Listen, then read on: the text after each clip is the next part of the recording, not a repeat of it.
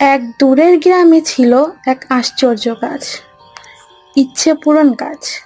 গ্রামের মানুষেরা বিশ্বাস করত এই গাছের নিচে মন থেকে চাওয়া একদিন না একদিন পূরণ হয়, যদি তা হয় নিঃস্বার্থ। তিন পরী পাহারা দিত এই গাছকে, রুবি, নীলা আর চাঁদনি। প্রত্যেকের শক্তি ছিল আলাদা। রুবি দুঃখ টেনে নিতে পারত, নীলা খুঁজে পেত হারানো জিনিস, আর চাঁদনি দেখতে পেত ভবিষ্যৎ। আজ মনে হচ্ছে কারো মন থেকে চাওয়া আসছে।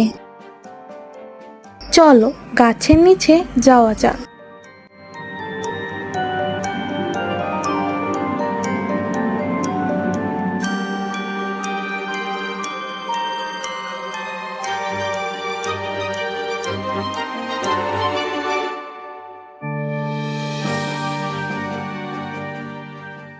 গাছ মামা, আমার মা হারিয়ে গেছে, তুমি তাকে ফিরিয়ে দাও প্লিজ। মায়া জানতো না তার এই নিঃস্বার্থ ভালোবাসা তিন পরীর মন ছুঁয়ে ফেলবে।